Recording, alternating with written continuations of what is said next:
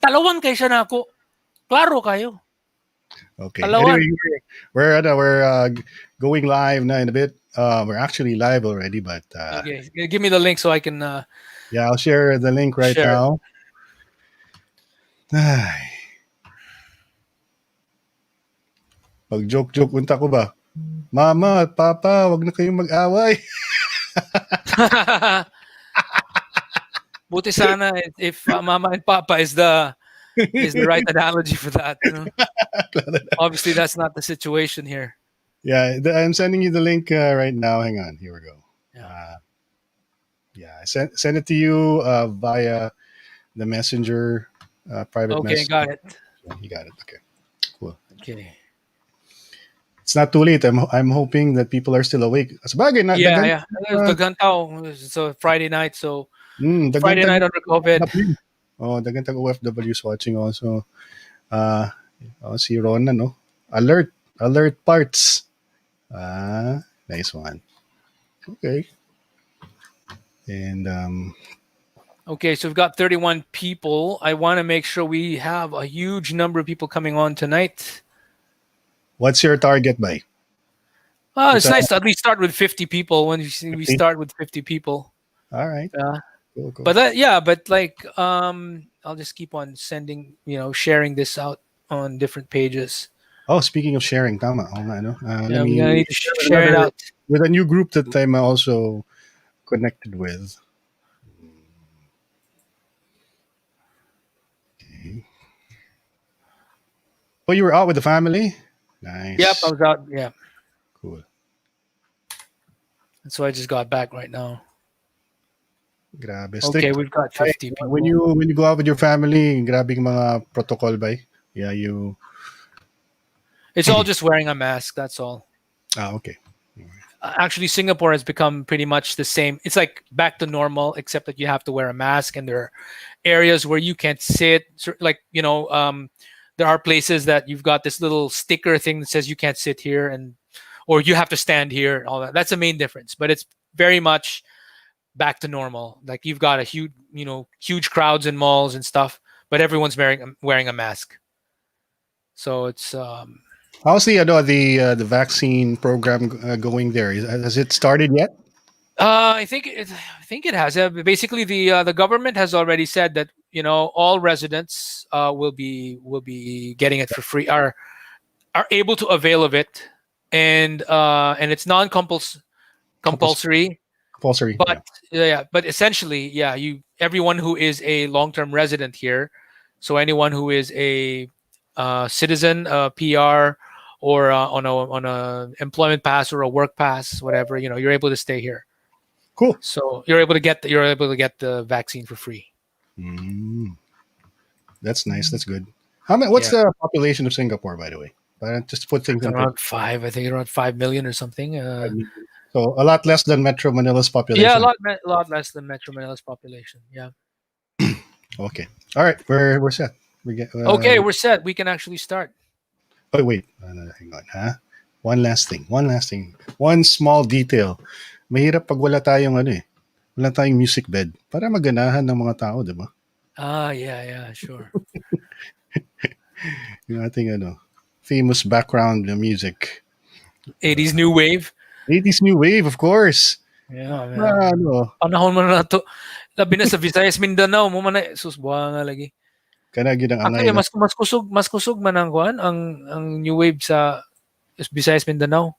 Kunya ang sa Metro Manila, I think it was it was also popular, but 80s new wave was, I think, more like a certain demographic went for it, something like that. It's like not everybody, but whereas in sa Visayas, Mindanao, mas mainstream gani ang 80s new wave, no, sa atua.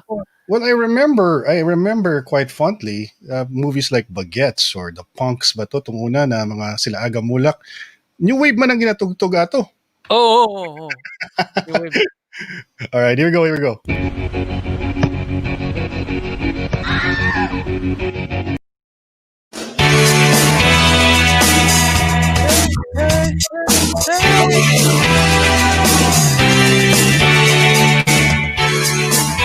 Hello, folks. Before Orion belts it out. Welcome to Istoryang futBOLERO! All right, my name's Ron Poblete, and with us on a Friday, the usual suspect, Orion Perez Dumdum of Correct Movement, an OFW from Singapore. Very passionate about constitutional reform. The Correct Movement was started like a decade ago, Mhm. 2 or 3 administrations ago. So, this is nothing new. And he's always been a big proponent for this. And every Friday, it's dedicated to educating and convincing people why it is important to change the Constitution, to amend the Constitution at the very least. So, Bay, kamusta Bay? Salamat sa join us for joining us this Friday as usual. Kitang duha na pod for another Oo na, bout bay. of core. Yep. Yeah, I mean it's pretty good. I mean it's a good week because I was quite happy with the hearing last Wednesday, and I was actually very impressed with our good friend Gary Olivar. He was Oh yeah, really there. He was he was like on gung last night. ho, man. He He was held the on last fort. night. I know. I saw a bit of it, but I was also busy with a bit of work. I had a Yeah. conference call in the evening. But yeah, he held the fort. He basically showed Demolished everyone about. He demolished all the naysayers, the especially the Makabayan EPOT. block. Yeah, the EPOT Foundation, for example. I mean, all that crap about yung mga dayuhan kapag pumasok ang yung foreign investor sila yung magiging may-ari ng Pilipinas. No, that's not what's going to happen. I can prove that that's not what happened. Singapore, ladies and gentlemen, Singapore is one perfect example of a place that became rich precisely because of foreign direct investors. Before, they were so poor, mga kargador lang sa mga pier at saka sa mga mga hawker, mga mataho, Reject sa vendor. Malaysia. Mga Oo. tao nag-banish by the government of Malaysia back in the what was this, The 50s? 60s, 60s, 60s, in no? the 60s. But yeah, before that, basically, before the industrialization that happened, before the foreign investors came in, essentially Singapore was mostly the people were working in the pier as mga porters, mga laborers lang, laborers, and then there were these mga taho vendor types, mga fishball vendor, very very manual labor type, Yeah, before you menial get into labor. details about the progress that was kumbaga accomplished by the people of Singapore, let's start our conversation, Ryan, by what's also been very hot. No, apart from the the hearings in Congress on constitutional reform, which I find alam mo, medyo finally it's happening, and I'm hoping na Mhm. talagang tuloy-tuloy yun. We want to discuss first another very some good news, of course, for the commuters here in Metro Manila. Marami are anticipating. Of course, nagkaroon na ng test run for 2 weeks. Skyway Stage 3 finally unveiled yesterday by the president and RSA, Ramon Ang of SMC, and also our ating sobrang sipag na Secretary Mark Villar. And I was able to try it, Orion. Nag-drive ako from Alabang all the way to NLEX para lang pumunta sa there's this pit stop there in Petron along in Bulacan, Uh-huh, and uh-huh. and we ate at Army Navy. So we parked there, ate at Army Navy. You know how long it took from the Alabang exit all the way to NLEX? How long? 30 minutes? What? 7 minutes. Huh? 27 minutes, putang. 27 minutes, man. And I wasn't even driving fast. Kasi by the time you reach Buendia, ang speed limit is 60.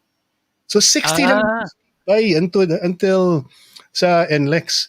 So even wow. sobrang bilis, sobrang talagang swabe.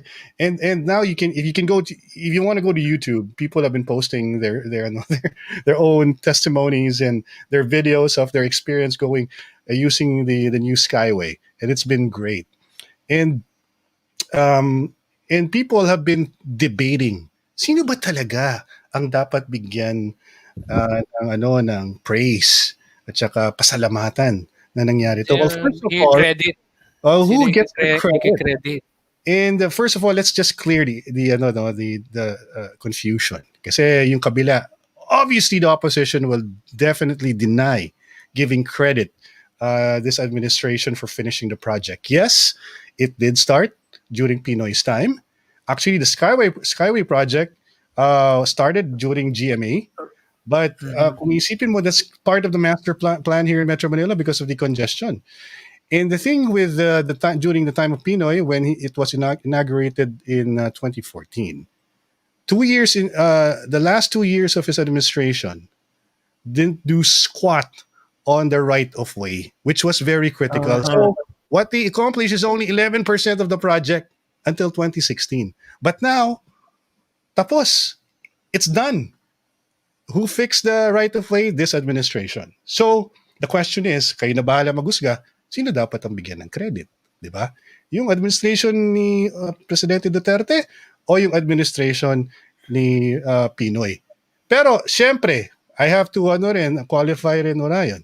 Unang-una, ang the right people to give credit where credit is due is the taxpayer. Hindi po yan Of pera ng course. personalities na to. Pera po yan ninyo, ng mga taxpayers, mga Pilipino. So, kayo po yung dapat pinapalakpakan. Itong mga tao lang naging conduit. Sila yung talagang nag-make sure na yung pera will be used the right way and the project will be finished. And now we're reaping the benefits. This is just the start. Alam mo, Orion, pag bumabalik ka ng Metro Manila, di ba, parang ang hirap naisip mo kagad traffic, di ba? Traffic, oh. Tapos if you use EDSA, you know for a fact anytime during the day that thing's gonna be like hell. Na it's gonna take so long before you get to Pasig or even Makati because grabe ang traffic. Now you use EDSA, notwithstanding the fact that there's a pandemic, no, syempre, but there are a lot of people who are staying at home. But now it's so easy to use EDSA now because half of the cars that use EDSA are now using the Skyway. Where does the Skyway pass through, by the way? Okay, So, so Skyway ends in diba, Magallanes before and Amorsolo in Makati. yeah. Now and then it goes down to South Superhighway Buendia exit. Yeah. Now they've extended that from Buendia. At first, for a couple of years, it was Plaza Dilao ang exit along Quirino Avenue. And Okay. then from Plaza Dilao, you have to go down. If you're going to go to Malacanang, you take Natahan. And that's it. Yeah. And in the last 2 years, they were able to finish the entire thing. So what they did, they were able to remove all the right of way issues. They used the Pasig River, if I'm not mistaken. So from Plaza Dilao, Nagtahan, it parang nagano siya, nagsaswerve. Tapos it goes through, I don't know if it's San Juan or and then it actually reaches our Aurora or Araneta. It's on top of Araneta Avenue. Okay. And then you can merong exit siya papuntang Quezon Avenue. And then tuloy-tuloy hanggang Bonifacio and then NLEX. So ganun kaaba. Sorry guys, hindi ako familiar dun sa mga parts where yung kung sa part ng San Juan yun or na dinaanan. Pero yung ngayon Orion, pag bumalik ka na ng Manila, ng Metro Manila, if you take that, talagang you'll be very surprised. And the nice thing about the new Skyway, the view, ang skyline, man. Talagang when you ride it, talagang wala ka na sa abroad. Ibang klase. Okay. Now, the reason why we're talking about this, Orion, is because, first of all, everything happened because we have a very president who is determined, who has political will. The question is, what will happen by 2022? Let's just say, God forbid, hindi tumakbo si Sara, problema tayo ngayon yan. Diba? Kasi, Orion, may project pang mga ongoing na hindi matatapos ng 2022. Meron silang part of the plan of the government is to create the first ever subway. Apart from Singapore, di ba? Tayong magiging second na magkakaroon ng subway sa ASEAN region. So, Meron ng Mhm. mga ano, yung mga bore machines galing from Japan are here already, and they're digging underneath. I think it's about to start, and they're ang kailang expectation is the first phase matatapos by 2022. Ang problema natin dito, Ryan, paano pag 2022 kung hindi na si Presidente Duterte yung presidente? Tapos somebody na medyo, kunya, God forbid, from the opposition or mga dilawan na naman ang may hawak Kaya ng nga ano. eh. No, that's why we really need continuity, and that continuity is served best by whoever is the chosen one by the president. So, Right. I mean, basically from his party and or for his basically he would outright say ito ang this is the tandem, or I'm really hoping he runs as the vice president of whoever that is. Mm. I'm really actually hoping that it's like that. So it's he runs as the vice president. That is the clearest endorsement if he runs as the vice president, whoever is the chosen one, because that shows everybody this is the chosen one. I'm running as vice president of the chosen one. I mean, it makes it very. I mean, it gives that clear message that I'm going to be there to help out and make sure that whatever roadmap that I've set up before is still continued. I'm basically going to be very much on the sidelines, but I'll be kind of there helping out, which By is kind of like what they did in Singapore when mm, Lee Kuan Yew ended his term. I mean, he basically retired from mm, being prime minister and he became a senior minister. mm, So what they did was he continued to be in cabinet. He continued to be, but he was no longer the main decision maker. So it was Gochok right after Lee Kuan Yew. It was Gochok Tong, and you know, Gochok Tong had his own group of deputy prime ministers, and there was Lee Kuan Yew as a senior minister, basically acting as a wise old man, a wise mm. old man who would be giving advice. All right, this is what we planned before. This is what I think. This might be a good way of doing things, or they would actually ask things like, "What do you think, sir? What do you think?" Just to see if what their idea Right. was sound. So just to see that. So it's good to have someone like him there, because he has a wealth of experience, knowledge, and in a way, I think how Philippine politics can be. It's a very bickering type of. We have a scenario where there's so many complex personalities bickering and fighting amongst each other. But if you have this guy there, he can act as the kind of tiebreaker. Okay, guys, shut up. Mm. All right, let's get back to work and listen to whoever is the new president. Like, shut up, guys. Stop fighting. Listen to the president. Sana Something like Orion. that. Sana magdilang anghel ka, Orion, kasi I think we still need him. I know he's tired, but Vice President Yeah. naman, he can just chill. So, Yeah, exactly. That's the thing. That's the whole point. Diba? For me, it's perfect if he goes on as vice president because he'll just chill. He'll basically be on retirement, but still actively have people protecting him because obviously there's all these people who will be wanting payback for the good stuff that he did, which locked people behind bars, and he's going to still need that protection.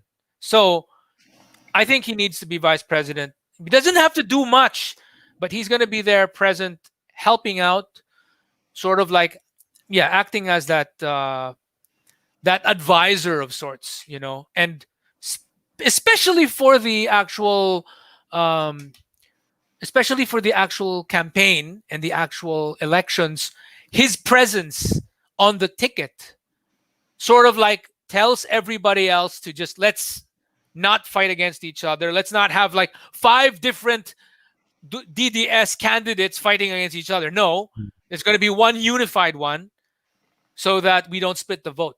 right. It's a And it's he a it's all a it's a it's, and doing that, if he does that, for example, no, if he does that, like he's the vice president of whoever it is that is going to be the chosen one, all those other people who were thinking of joining in, becoming part of the presidential race, who are his allies, will say, mag ano na lang ako, senator na lang ako. And we need the numbers in the Senate. So doon sila sa Senado, 'di ba? So yung mga taong nag-iisip na magpresidente na baka naman matalo, para hindi na mag-split yung vote, wag na lang kayo mag-run as president. Stay kayo sa team natin, sa team Duterte o team Digong, whatever. And then you stay in the same team, senador na lang kayo at mga ganun sa kongreso para hindi na tayo magkawatak-watak. Tapos isang grupo lang yung nandyan para hindi magkakawatak-watak, di ba? Tapos syempre, isa lang din yung gagawin ng mga dilaw, di ba? O talo talaga sila. Sabihin natin, let's say there's 15%, 20% sa kanila. Pero kung sa atin kasi, although ang dami natin, pero nagkahati-hati yung boto, problema. Di ba? Baka manalo pa nga sila eh. Kasi solid sila. Pero kung tayo, nag-stay together and Tatay Digong is vice president of one of them, it sends a clear message. Wag na tayong mag-compete against each other. Unified team tayo. Senator na lang yung iba. And talunin natin yung kalaban para walang away. Ganon. Let me just point out something, just to add to what you just said. Definitely that is a very plausible scenario, and it would be very beneficial because I remember our conversation with former Senator Enrile at his house years ago, and he said that this president is the first reformist president now. Yeah, and the only problem that we're going to have is continuity. Paano itutuloy yung reforma pag natapos na yung kanyang termino sa 2022. So yun talaga yung pinaka-biggest question mark dyan. It's very rare to find somebody like President Duterte. In the history of the Philippines, there are just a few perhaps, and I'm sure we weren't even born yet when we had really amazing leaders who came out of the ranks or from the grassroots who became significant, and up to now we still remember them. The thing is, we got lucky with President Duterte because he comes from the province. He comes from a situation where he understands what's wrong with the current system that we have. Obviously, we're in a unitary system. Matagal na natin itong pinapag-usapan. I'm sure yung mga viewers natin naintindihan nila yung dynamic of a unitary system and why it's very difficult to see changes in a centralized government. Given that we are archipelagic, yung ating setup, marami tayong different cultural, may cultural, ethno-linguistic and cultural groups, cultural groups within the country, and I think we should take advantage. No, Orion, na habang presidente si President Duterte, andito siya. Oh, binubuksan. Aking imagination, Orion, is him trying to keep the kumbaga, he's keeping the gate open or the para so everyone can come in and be part of the change.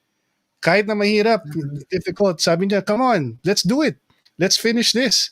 So, it's really important that people participate. Ngayon, you're enjoying all the benefits because obviously build. His brainchild, he wanted talagang his administration will be known as a golden age of construction and rehabilitation in terms of infrastructure and whatnot. But it doesn't end there. A part of his mandate is to change the system, the rotten system that we have now. And notwithstanding the fact, Orion, na sobrang hirap na hirap siya na mapabilis yung mga reforma dahil nga sobrang bagal ng ating bureaucracy, dahil sa red tape, dahil sa corruption, ay marami pa rin siyang nagawa. So ngayon, what's key is to end game na to, talagang nasa near the goalpost na tayo. End game. What I recall nga is talagang si Tatay Digong really wanted to get the full suite of reforms happening before pa. So kaya nga he called for this CONCOM, 'di ba, yung last time. Problema, and I think dun medyo nagkamali siya doon sa CONCOM, marami sa mga nakuha niya medyo may pagka old school and in a way parang legacy lang iniisip ko Ryan nung karamihan dun Parang, uy, may Yeah. chance na baguhin yung 87 Constitution. My name Yeah. will be, di ba, Yeah, in books but of... that's yun nga yung sayang kasi some of those people there, the oldies especially. I mean, we know some of the people there, the younger ones like sina Professor July, sina Dean July Tihanki, and Edmund Tayaw, Professor Edmund Tayaw, and some of the other folks there. No, we know them, and we know that they did a good job when they were there. But na overpower sila by the sheer numbers of other people na set in their ways on the old system. Kaya ang nangyari, yung federalism natin was not a full-blown like real style federalism na Diluted. ginagawa sa magagandang countries. It was very diluted, tapos presidential system pa siya at the national level. So parang yung takot nila na it's an unfamiliar system kasi kung parliamentary, di nila ginawa yung kailangan gawin. And yun, nangyari, sayang, 'di ba? Talagang medyo sayang, hindi pa nila tinanggal yung 60-40, hindi nila tinanggal yung mga foreign direct investment restrictions. And that's the reason also why Tatay Digong called for the DILG IATF, because his own managers, his own economic managers complained about the draft. Bakit hindi tinanggal yung 60-40? Bakit ganito? Bakit ganyan? Sila mismo. And that's the reason why they called the DILG IATF. And kaya nakasama tayo doon, nakatulong tayo doon. And it was really supposed to happen, but then later when COVID happened, naudlot lahat, di ba? And that's why we're now trying to pick up the pieces. And the one thing that we can do, because federal parliamentary is very, very complex. Obviously, we don't have the time for that full suite of reforms. So kahit na lang yung pagtatanggal ng foreign direct investment restrictions, kahit yun lang muna. In fact, ang lumalabas dun sa panukala ng joint resolution ng both houses was parang a very diluted one. It's a watered down one, because naging siya, imbis na tanggalin, imbis na i-delete, which is what Secretary Gary Olivar, kaibigan natin, really wants. Ginagawa na lang, let's have a compromise deal, which is Open a small window, a chance for Congress to resume after 2022 and probably fix it. Kunyari pag... Yeah. Kasi I think the target nila is, okay, so we're gonna add the phrase, unless otherwise provided by law. Unless otherwise provided by law. What that phrase does is that it opens gives an opening for a workaround. It's a circumventing mechanism. So it allows us a little bit of flexibility to legislate. For legislation. So you can now, after doing that, you can now have extra legislation that says, well, we're now going to allow foreign investors to go inside, say, media, or foreign investors to go inside certain like public utilities or whatever. Power, yung mga ganun. So these kinds of things, it's not, to be honest, it's not as good as how do you say this, as actually removing the foreign investment restrictions. But it's for me, it's better than nothing. You know what I'm saying? It's like you could put the accelerator in your car para gumana ang kotse mo ng 130 kph, 'di ba? Parang super bilis yung kotse mo. But may speed limit tayo, hanggang 60 ka lang din sa Skyway. So hanggang 60 ka lang. Pero at least kahit 60, pucha, mabilis pa rin. Aabot pa rin tayo. 27 minutes. Oo, darating pa rin. 27 minutes. Siguro yun nga, kapag kung inalaw nila na maging 130 ang bilis mo. Tangina na, bilis mo siguro. Ka lang, 10 minutes ka. 'Di ba yung parang ganun kabilis, 'di ba? Ito rin, may message tayo from Rockford Mones. Sabi niya, I think he's pertaining to the president. The Concom, that he will gather hoteliers, investment bankers, traders, engineers, construction firm owners, nurses, doctors, OFWs, aside from lawyers. Actually, may kulang ka dyan, sir. Ang inisip nga namin, kaya nga nagkaroon ng IATF on constitutional reform, one thing that Concom didn't do was consult the executive branch. Hindi nila kinausap yung mga ahensya, hindi nila kinuha yung input.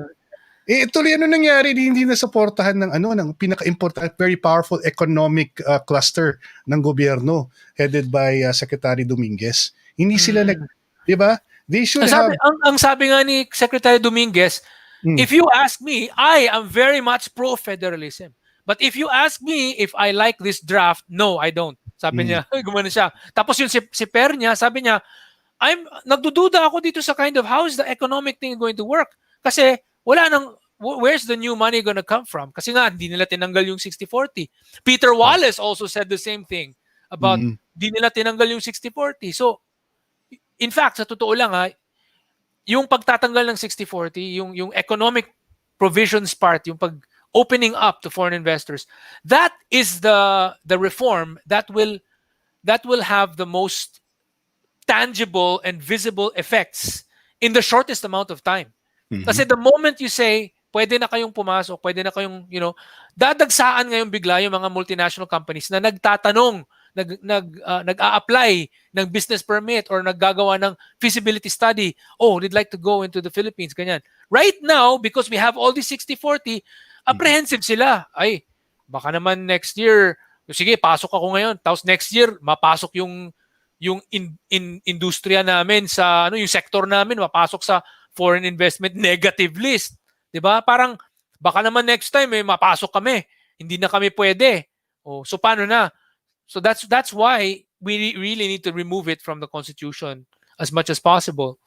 So I was just saying, parang kahit hindi matatanggal, kahit lagyan lang ng unless otherwise provided by law, para sa akin it's a start. And that's the same thing that our friend Secretary Gary Olivar is saying. Na parang let's start with that first. At least makakuha tayo ng 3/4 vote nung each Congress, ng each House of Congress, 'di ba? Kasi kung go ahead. I'm sorry to interrupt you, but this just reminded me of a very typical example. Actually, I hope my girlfriend doesn't mind me saying this, but you see, she just recently learned how to drive. And the thing about her learning to drive is she's so eager to bring the car to the office by herself. And in doing so, hindi pa siya ganun kagaling mag-parking, pero gusto na talaga niya magkaroon ng lisensya. So I've been telling her, relax ka lang. I mean, these things take time. You can't rush things kasi malay baka ma-aksidente ka, ikaw mag-isa ka lang sa sasakyan, masiraan ka, you wouldn't know what to do. And then if you go, let's say pag nagparada ka sa Mega Mall, ang hirap na paakyat-akyat yun. Kaya mo bang mag-isa magparada sa Mega Mall tapos go in between cars? So these things you have to think about, and I feel the same way about people who are rushing things. I know, Orion, sinasabi mo na matagal na to eh. Kaso ang problema lang yung ating Congress and even the ones who are running the show, the presidents before us, it's become a political exercise when talking about constitutional reform. It's not, they're not doing it they're not doing it for the right reasons. They're doing it just because it's something we can do. But once somebody says, wala, hindi yan, masama yan, chacha yan, ano yan, gusto lang extend ng term limits, wala. Ano na kagad sila, they cower in they're afraid to move forward with all these changes that they're trying to propose. And kaya natagalan ng ganito, Orion. So what I'm saying here is, alam mo, nandyan na nalina down yung groundwork. I think there was a time around, correct me if I'm wrong, during the time of Pinoy, when in-approve na yata ng Senado, meron na silang revisions gagawin sa economic provisions, amendments, and and kulang na lang signature ni Pinoy na magkaroon ng parang, I think it's a constituent assembly yata yung pinapropose nila para pag-usapan, and then magkaroon ng referendum. Pero nag-balk si Pinoy. Ayaw talaga niya because anything to do with changing something with his mom's constitution, ayaw niya. Ayaw talaga niya. In fact, there are sometimes people who are saying na yung ano na yan, pakana ni ganito yung unless otherwise provided by law. Remember the history, people, that unless otherwise provided by law was invented during the time of Pinoy. It was invented by Speaker Belmonte or by some people. A friend of mine told me siya raw ang gumawa niyan, si Oscar Franklin Tan. Kilala ko yan, nandito siya sa Singapore. Siya yung sabi niya na parang he mentioned it to some people and it reached Speaker Belmonte, and that became like a workaround. Kasi originally, Speaker Belmonte, Sonny Belmonte, and Senate President at that time, Enrile, they wanted to really delete, as in remove, the economic restrictions. They wanted to do that, no? And obviously, ayaw talaga ni Noynoy. Over my dead body, basta sa nanay ko yan, ayokong galawin yan, ayokong mag-delete. Tapos nag-isip sila ng, yun na nga, yung compromise na yan. And it was during that time ni Pinoy, na pinag-isipan nila, parang compromise siya to appease ni Noynoy. So they will not, para bang sasabihin nila si Noynoy, oh Noynoy, President Noynoy, Pinoy, we will, ito yung panukala namin, we will not delete anything. We will just add a special phrase, but we will not delete anything. So, para masaya kayo. Hindi siya masaya. Ayaw niya eh. Kahit mag-add ka or mag-delete ka, ayaw niya. So, yun yung problema. Wala, so no? ngayon, na-revive lang siya ngayon. But it's not something that was invented now. It was invented during that time and it just got revived. To be honest, yeah, they're just thinking of doing this because they're afraid, siguro, that if they don't do this, they will not get the same amount of support if they said, let's delete everything. Let's delete all of the economic provisions. Sayang, it would have been, nagkaroon sana ng continuity yung legacy ng Aquino if he decided, if he agreed to change or amend the 1987 Constitution. Would have been di ba? I really hated Noynoy for all his mistakes. But if he had done that, I would have been willing to forgive him for those mistakes just Tama. because he did that. And that was, for me, that was the situation. Parang if I said, para kang Darth Vader, na sa dami ng mga pinatay mong mga tao, sa dami ng mga ginawa mong mali, pero kasi ikaw, Darth Vader, pinatay mo si Emperor, namatay kang Jedi ulit. Naging Jedi ka. So kaya nabuhay ka ulit. Naging Force Ghost ka, 'di ba? Squandered the opportunity to do that. Sayang. Yeah. Ang daming kapalpakan ni Noynoy, and that would have been his parang saving grace para hindi pumangit yung kanyang pangalan. But he didn't do it. So ayan, ngayon he will go down in history as the worst, if not one of the worst presidents of the Philippines ever. That's so true. Sabi ni Mary sa before we continue, Orion, short break lang. Let's send our shout outs to somebody who's watching all the way from Hong Kong. Sabi niya pa shout out naman po muna bago matulog, please. Thanks. Si Mary's Angel Polenyo. Mary's Angel, thank you so much for watching. No, I know it's late. Late na kami nag-start ni Orion. Si Orion had a family thing. But to those of you who are still up and about, thank you so much for watching. Like si Gabby Laksod, sabi niya si Emperor Palpatine yan. Sabi ng Star Wars. Tapos sabi ni Aaron Quijano, magbo-boom ang Bangsamoro kapag liberalized na economy. Kapag nangyari yan, meron na tayong proof na maganda talaga ang federalism and parliamentary system. You know what? The Bangsamoro parliamentary experiment. I think we can call it an experiment, Orion, di ba? Yeah, we can call it an experiment, yeah. Because if this works, that only goes to show that the parliamentary system can work for the entire Philippines. So I'm hoping that they'll do really well.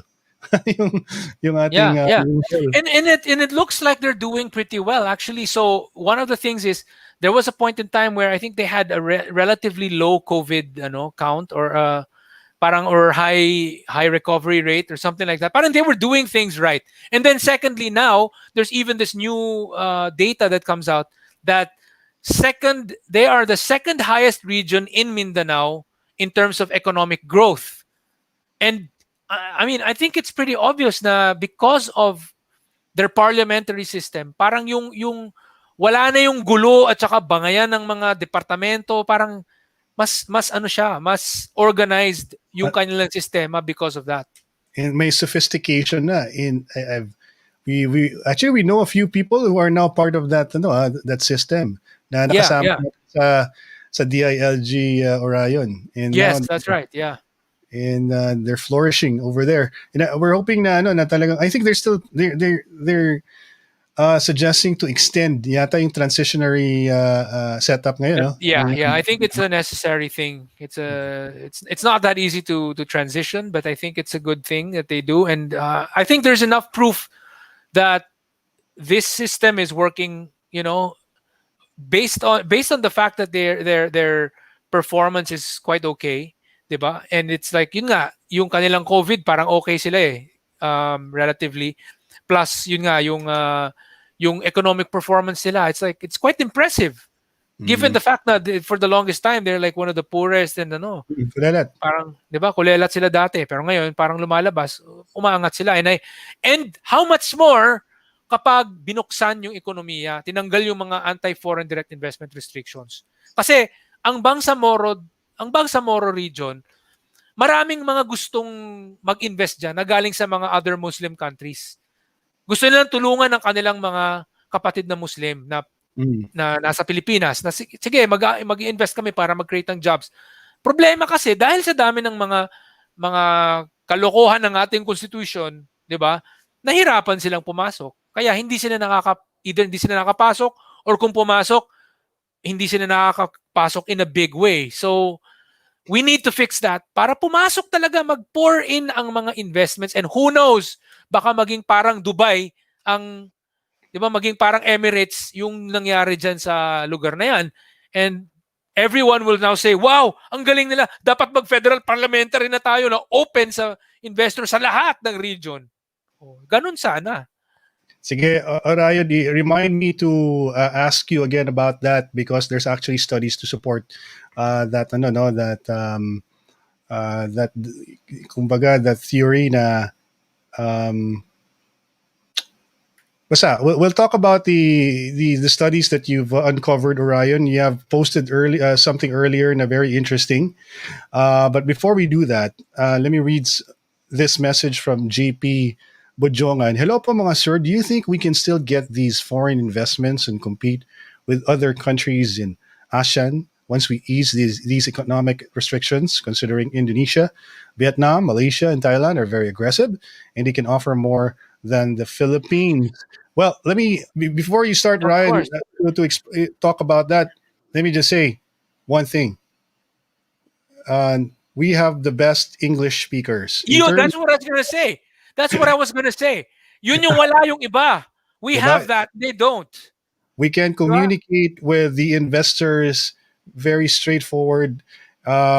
We won't have any problems relating with them because we understand the American way or the systems that these companies are coming from, and the culture is not new to us.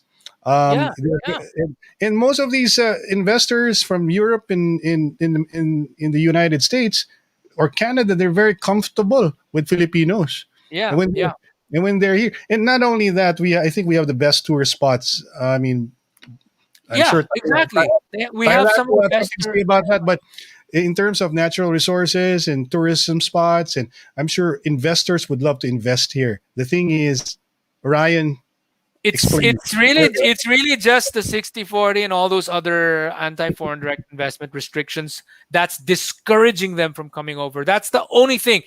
If we decide to get rid of them once and for all of the natural advantages that we have will come to the fore, and all of these companies will say, let's go to the Philippines. Hmm. Because from the very beginning, I've heard this from a lot of expats that I've dealt with here in Singapore, who come from the Asian headquarters here in Singapore of many different companies. They would basically tell me, Ryan, we actually like the Philippines. We like Filipinos. We really wanted to start, set up a huge factory in the Philippines. We like you guys. You speak good English, blah blah blah. But it's your laws, your constitution is so anti-foreign direct investment. So we had no choice. We set up our offices or our plants in Malaysia or in Thailand, or that's what happened. So they nag-set up sila sa ibang lugar, and then in many cases, they would still hire Filipinos there anyway as OFWs. Mm-hmm. Di ba? So, why not let those companies go to the Philippines para yung tax revenue sa Philippine government pupunta. At Right. least magkaroon na tayo ng pera para unang-una para sa COVID, yung pagbabayad para sa bakuna at sa lahat ng mga ayuda na kailangan ibigay sa mga taong kailangan ng ayuda, lahat ng mga expenses yun. Oh, Magagawa ng paraan pag dumami mga kumpanya. speaking of ayuda, itong mga walang hiyang makabayan block na to, sino yung isang, I think yung head ng Gabriela said something about ayuda na instead of thinking about chacha daw, dapat ang isipin daw ayuda. Boba! Di Stupid! ba? Fucking idiot! Putang ina, dapat yung mga yan tinatapon sa practice yung mga walang kwenta, mga walang utak na yan, ang bobo. Saan kukunin ang pera para sa ayuda? Putragis ka talagang stupid komunista.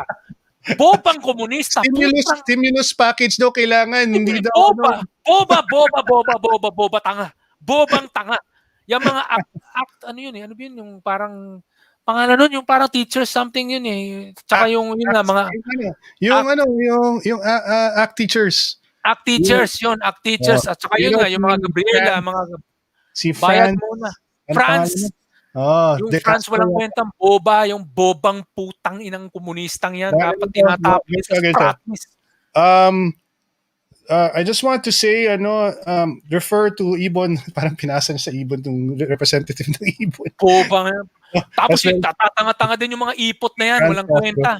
Ayan, demolished sila ni kaibigan natin, di ba? Demolished sila ni Secretary Gary. Sorry if I wanna parang beat it like a dead horse tong ayuda na word, no. yung sinabi niya na ayuda daw kailangan, punyeta talaga itong mga kakaliwa, no. Gusto nila ang tao maging dependent sa gobyerno. Sa gobyerno, yun na nga eh. Stupid.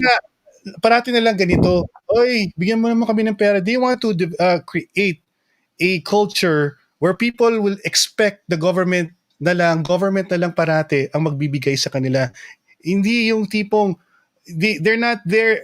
The government should promote or initiate, teach, encourage its people to come up with ideas in earning work hard. money, Basically, work hard. I mean, you earn money because of work. That's what it's all about. But that's what work is. Trabaho. So, gawa natin ng trabaho, mga oportunidad para sa trabaho. Ang ayuda, free money for what? Doing nothing? Doing nothing kasi sa pera ka? Yun eh. Yun ang gusto nila eh. Nga problema natin sa 4Ps di ba? I mean, I know very yung noble yung ginagawa sa 4Ps na proyekto ng gobyerno ng matagal na yan di ba na set up yung 4Ps. I'm sure maraming talaga tayong mga indigents, mga informal sectors na talagang hirap na kailangan tulungan ng gobyerno, but because of that, Band-aid lang yan. That's just a band-aid. That's a short-term solution. That's really what it is. And that only one thing that we learned during the pandemic, itong mga 4Ps beneficiaries, ang iba sa kanila, hindi na talaga nagtatrabaho, naghihintay na lang ng pera galing sa gobyerno. Wala na talaga. Hindi na naghahanap ng trabaho talaga. Ayaw nang magsumikap. Tapos anong ginagawa? Meron tayong mga iilan lang naman pero bad example, pag natanggap nila yung ayuda, anong ginagawa? Sinusugal.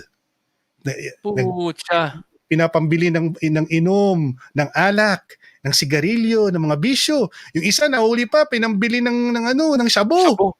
Diba? Itong loko-lokong makabayan block, gusto nilang encourage yung ganung kasasing behavior sa ating mga mendicancy yung tawag eh. Mendicancy. Alam mo bakit itong mga walang hiya na to? Kasi tingin nila they look good in front of the poor people. The poor people. Oy, pinapaglaban kami ng makabayan block kasi ayuda ang kailangan namin ngayon. Hirap na hirap kami. Hindi nila naisip yung long-term ramifications of just giving in to parang lang to Ryan eh. Ikaw may mga kids ka, 'di ba? Tapos kung yung anak mo may isa kang anak. Yung anak mo, 'di ba, pag meron tayong mga anak na medyo spoiled. Gustong kumain ng candy every night. Hindi pwede. Sorry. Pag hindi mo binigyan ng candy o tsokolate, iiyak. Magmamakol, magwawala. Meron ba tayong mga senaryo sa mall na talagang umiikot-ikot sa minamap yung floor sa kanyang di ba? Pagwawala sa So parang ganunin yung gusto nilang i-create na parang dahil entitled sila dapat na magkaroon ng ayuda, katanggap ng ayuda. Yes, mahirap po ang panahon, kailangan talaga, meron naman talagang point in time during the pandemic na kailangan magbigay ng ayuda, pero hindi naman puro ayuda na lang yung iniisip O hindi natin. pwedeng forever ayuda, kailangan may Correct. trabaho. And Oo. that's what Vietnam and Indonesia did. In the middle of the pandemic, yung kanilang mga legislators ay tinabaho nila na ayusin yung pagtatanggal ng investment restrictions at regulatory gridlock, whatever. Lahat ng mga anything na nakakapagpabagal sa pagpasok ng investors doon sa Vietnam and Indonesia, inayos ng kanilang legislators in the middle of the pandemic. Whereas in the Philippines, marami sa mga nasa kongreso ay sinabing, ay, hindi panahon ngayon. It's hindi pwedeng pag-usapan yung charter change, yung ano, ganyan-ganyan kasi nasa loob tayo ng pandemya. Ulol! Ang pandemya, ang rason kung bakit kailangan natin gawin to. Kasi kailangan ng pera para pumasok, para yung kailangan natin ng mga investor na pumasok, 'di ba? Pag may investors, may taxation, may tax revenue. And yung tax revenue na yun yung magbabayad para sa mga bakuna at sa ayuda at sa kung ano-ano pang mga expenses ng gobyerno. Alam mo, Ryan, problema Wala natin na Ryan kasi ang Pilipino generally pintasero. At pag pintasero ka, ayaw mong pinipintasan ka. Kaya yung ating mga mambabatas, mapintasan mo lang ng konti, ay hindi naman yung ibig kong sabihin. Pag sinabi, kunyari gusto lang baguhin yung yung charter, yung gusto magkaroon ng charter change. So sige, tawagin na nating Chacha dahil yan ang pagkakilala sa Chacha. Pag narinig lang yung word na Chacha, term extension na naman yan, term extension. Hindi naman, tama naman kayo, hindi panahon para pag-usapan yung constitutional reform ngayon kasi may pandemya. Pare, pasensya na lang kay Congressman Rufus Rodriguez. Pero siya yung isa sa mga kongresista na biglang atras kagad nung tinira yung 'di ba? Oo nga eh. Actually, even si Alfredo Garbin Jr., he was also going against it before eh. But luckily now, he is already pushing for it, which for me, madali naman tayong kausap eh. Pag ikaw ay dating anti, pero ikaw ay nagbago, nag 180 degrees ka, na bumaliktad ka para yung dating hindi mo gusto ay ngayon ay sinusuportan mo na for the greater good of everyone, well, I'm gonna help you out. So yung kay Garbin, nung nag-change siya, kasi dati binabatikos ko yung si Garbin eh. Binabatikos ko yun kasi puta na, ba't ka kumukontra sa mga to? Ito yung kailangan ngayon dahil sa kulang yung pera pambayad dun sa mga vaccines and all that. So, kailangan natin ng investors. Ayusin na natin ngayon, sabi kong ganon. Now, he's changed his tune. He's now pushing for it, at the forefront of pushing for it. So, sabi ko, okay, binago ko na yung tono ko. Okay, ngayon, I support you on this and thank you for fighting for it. Yung isa kong article na binabati ko siya, tinanggal ko yung pangalan niya. Tinanggal ko yung pangalan niya at yung picture niya dun sa mga parang hit list ko ng sino yung mga tatanga-tanga. Tinanggal ko yung pangalan niya. Binago ko, linagay ko dun si Sherwin Gatchalian. Kasi si Sherwin kontra sa constitutional reform. Nagulat nga ako kaya Congressman Marcoleta ko rin yun eh. Bilib rin sana ako dun. Ha? Ganun ako. Ang daming nawalan ng gana sa kanya. Ang daming nag-unfollow sa kanya. Mga taga-correct, ang daming nag-unfollow. Pucha, wala. Hindi ka... Gumano sila. Kasi lawyer ka lang pala. Lawyer. Ganyan na I'm sorry to say. Maganda na na-mention mo yan, Orion, about being a lawyer. I think one common thing, I can't say that, data actually supports this assumption or theory, but most of the time, lawyers in general, they have the propensity to actually be against doing changes to the Constitution, the 1987 Constitution. Yeah. Kasi sila parang meron silang certain affinity or what's the word? Loyalty, I guess. Pinag-aralan namin yan eh. Pinag-aralan na namin yan, tapos yung sa so-called MCLE, meron silang tinatawag dun yung you have to continuous learning something, continuous learning and education. They have this thing that they have to continue learning. Now, pag binago yung Constitution, panibago na namang exam yan. Yung parang dati, pakonti-konti na lang kasi there's just additional modules. Pag nagbago yung Constitution, they're gonna have to learn something totally new because it's a new Constitution. That's why ayaw nila. That's why many of them don't like it. So tingin mo ganun kababaw yung kanilang perception? Yes, ganyan, ganyan. It's really mababaw. It's really Ah, mababaw. And then there are many of them who are bad when it comes to lousy when it comes to systems thinking. Now, that's different if you're talking about a lawyer who is, let's say yung kanyang pre-law before he became a lawyer was in a science degree. He had a science degree or an engineering degree or some technical degree, and that guy is still very technically astute. So that person, and many of these people that I know who are lawyers na pro constitutional reform, they usually tend to come from a more technical background or an economics background, or they're economics practitioners. So my friend ako na si attorney Tony Abad, oh, he's very pro constitutional reform, parliamentary federalism, and obviously opening to foreign direct investors yeah, no, because si he's actually Attorney he's Tom actually Berenger. Si Attorney yeah, Tom yeah, Berenger. Tom Berenguer. Oh, si Berenguer. Oh. Oh, so he's so like in the case of my friend Tony Abad, he's actually more like he's an economist with also a law degree. So Hmm. economics talaga yung mindset niya, business, ganyan, trade, ganun yung kanyang utak, no? Tapos yun si Tom Berenguer, he's always wanted federalism and better system. So, you know, hindi naman lahat ng lawyer ganyan. I mean, itong idol kong si Lee Kuan Yew, lawyer din naman yan. Pero he really gets the whole thing. So, it's just that in the Philippines, it's unfortunate na ang dami sa maraming lawyer talaga ayaw nila ng pagbabago ng constitution. And it's just sad kasi feeling ko, hindi, feeling sabi ng iba kasi they've been trained to look only at that constitution, and that's the one that they learned their craft on. So they don't want to learn something new. You know So what, Ryan? Siguro that's a probably one of the questions I'm going to ask the people behind Luminous Page, si Attorney Trixie at saka si Attorney Ahmed. They're going to be guesting here on Monday. So tatanong ko rin sa kanila yan about yung point of view na yan na totoo ba na ang mga lawyers are not keen in changing the Constitution because of the fact that yung allegiance nila towards what the kumbaga sa kung natutunan nila since law school ay meron din silang certain degree of loyalty towards the Constitution, and kaya hindi very sacred sa kanila yon dahil sila ay mga abogado.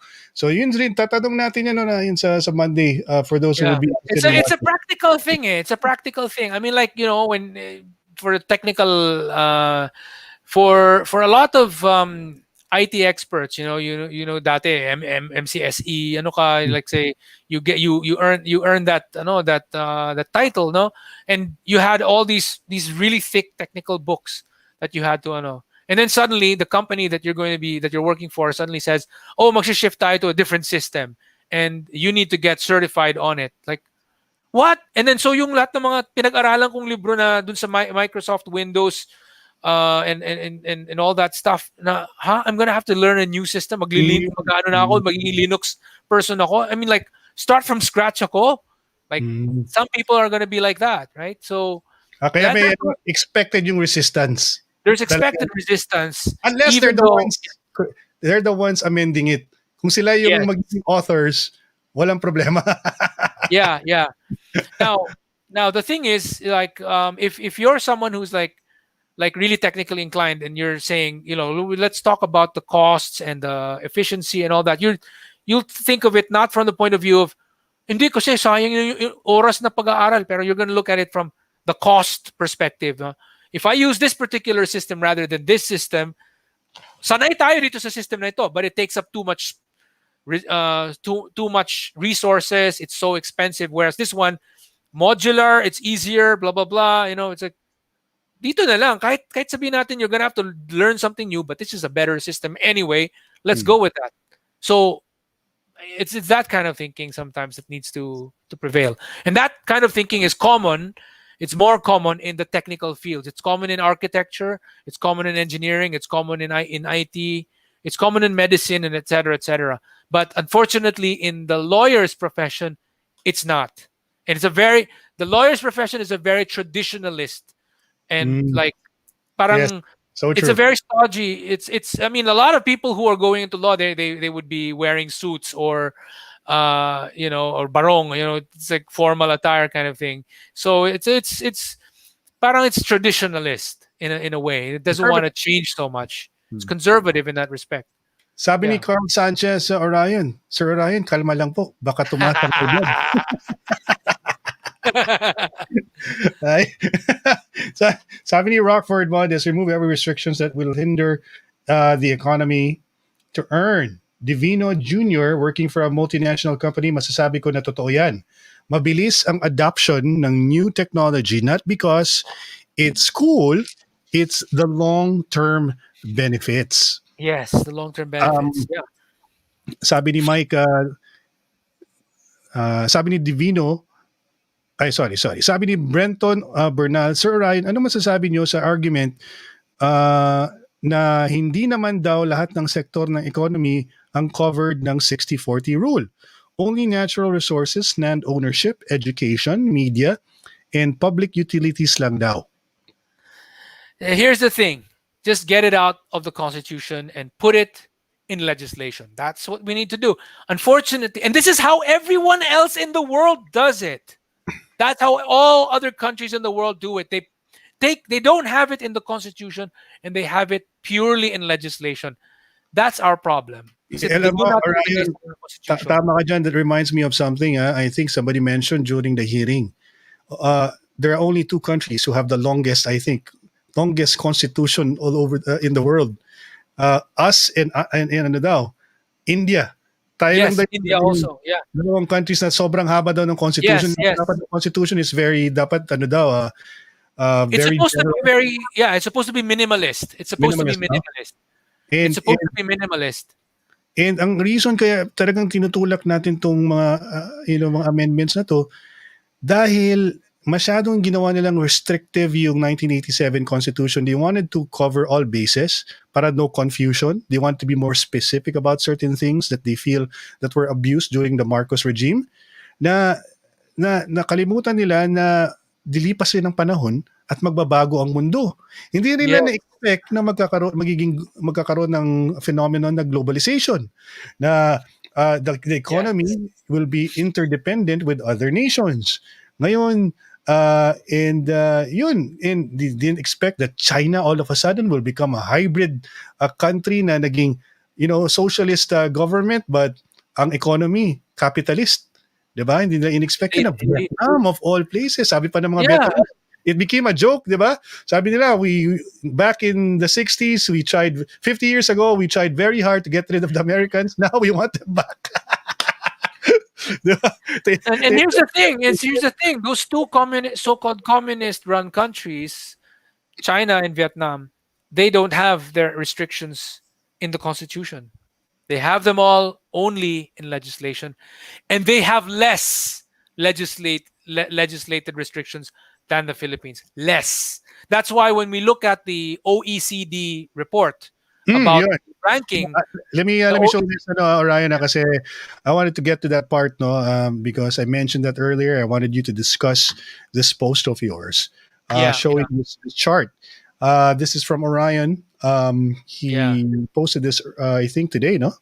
And, that was today. Yeah. If you look closely, guys, I know medyo that's number 4. We are at number 4. So the Philippines basically is at number 4 in terms of the OECD ranking. Right next to us, so they're also bad, but not as bad as we are, is Indonesia. Indonesia is actually next to us. So number 5 sila. We are number 4. Now, slightly worse than us is the Palestinian Authority. And worse than the Palestinian Authority is Algeria. And the most restrictive of all is Libya.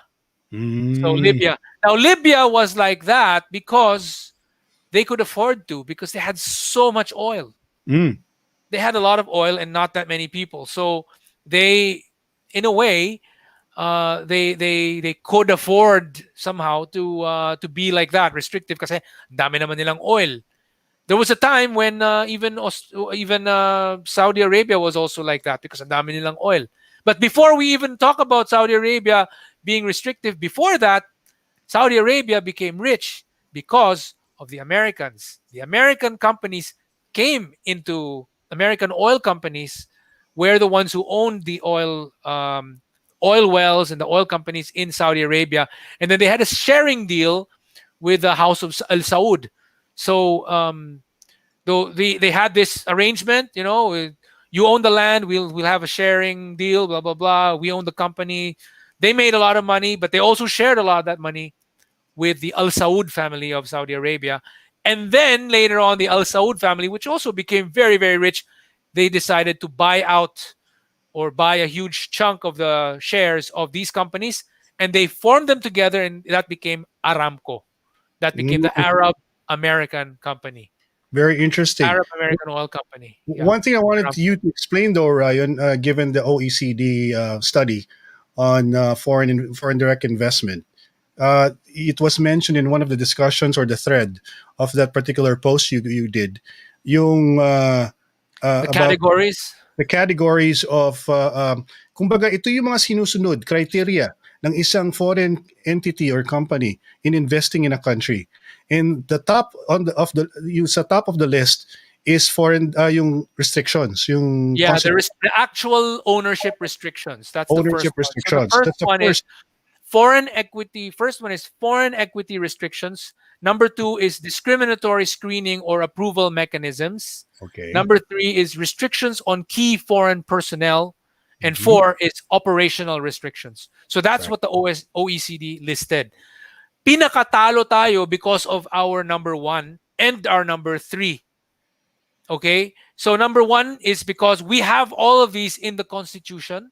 Number one, we have it in the Did it Constitution. say? Did it actually the report mention the Constitution of the Philippines being a? It hasn't, if you look at this is very much a summary Okay. statement.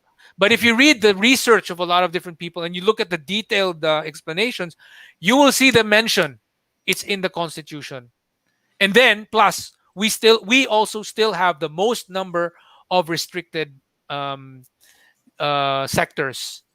So We- ang dami diyang mga anti-constitutional reform, yung mga ayaw ng pagbabago, yung ayaw ng pagtatanggal ng mga constitutional restrictions na sinasabi nila, meron din namang restrictions yung ibang bansa like yung mga Vietnam, meron din naman sila, ang Indonesia meron din naman sila. Oo, meron din sila. Pero unang-una, wala silang ganun sa loob ng constitution. Tayo lang ang meron. Secondly, sa legislation, okay, nandun sa legislation yung kanilang mga restrictions. Mas konti pa rin ang kanilang restrictions kumpara sa restrictions natin. So, talo pa rin tayo. So, in the end, di ba?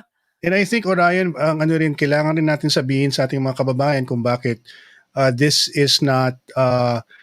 will not support your argument in going against amendments in the Constitution because of the fact that meron tayong restrictions sa the mere fact that we have restrictions in our constitution makes it even harder for changes. Kasi kung ano lang, simple legislation lang, sa kagaya sa pwede lang baguhin depending on the times. Pag tingin nila, medyo nahirapan taga tayong kumuha ng mga, ng mga Google, tsaka ng mga Facebook na mag-invest dito. Siguro dapat palitan na lang natin yung Palitan natin yung threshold or whatever. Oh. Pwede mag-convene na tayo. I'll give you an example. There was a time in China where they parang nag-allow sila ng mga foreigners to own condo, mga ganon. Tapos so yung law on ownership of condo sa China, it's not in the constitution. Nasa law lang yun, law. Legislation lang. So parang kasi they really wanted to have a lot of investors coming in. So para dumami yung investors, syempre, when a company invests, nagdadala siya ng mga tao galing sa headquarters niya, di ba? So kailangan nila ng mga titirhan. So yung mga expat, syempre, some of them wanted to buy land. So not land, but buy at least condo units, ganyan.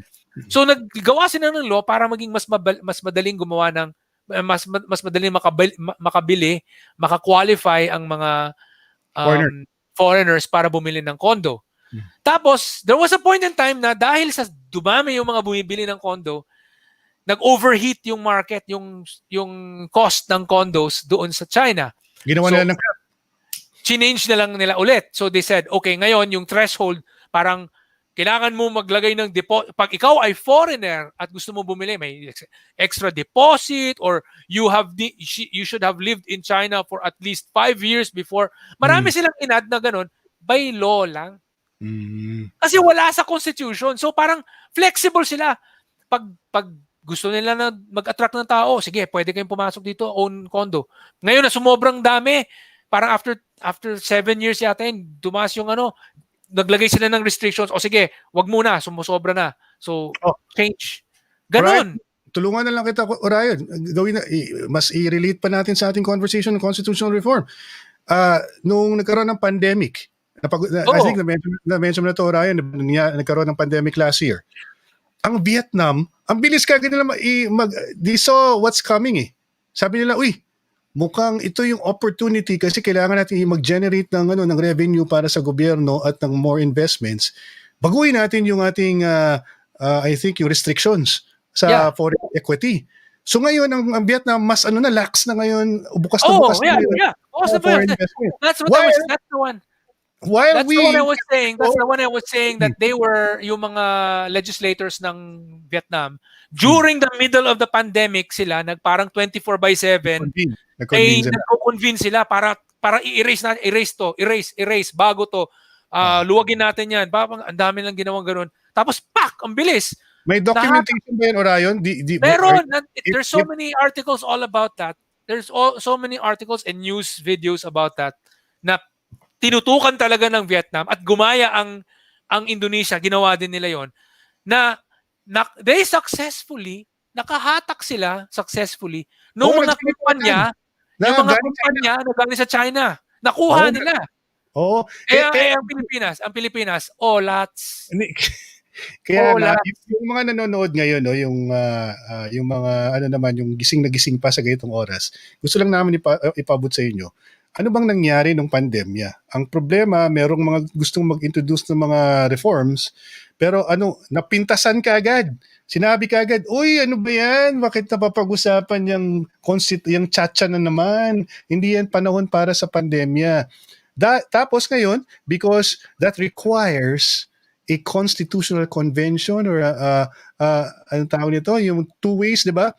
People's initiative, 3 ways pala. People's initiative, may constituent assembly, and yung isa is the constitutional convention. Tama ba, Ryan? Did I get those right? Those the 3 yes, that's right. Yeah. Legal remedies to changing or pathways to changing the constitution. Yes. And you know how long that's gonna take? Kaya nga tagal. So ibig sabihin, pag meron tayong gusto baguhin sa ating economic provisions dahil gusto natin mag-entice ng maraming investors, it's gonna take us at the very least 2 years to get it done, while our neighbors can just easily say, talaga, mag-usap-usap tayo, mag-Zoom meeting tayo ngayon. Anong kailangan baguhin sa atin? Baguhin natin. Diba?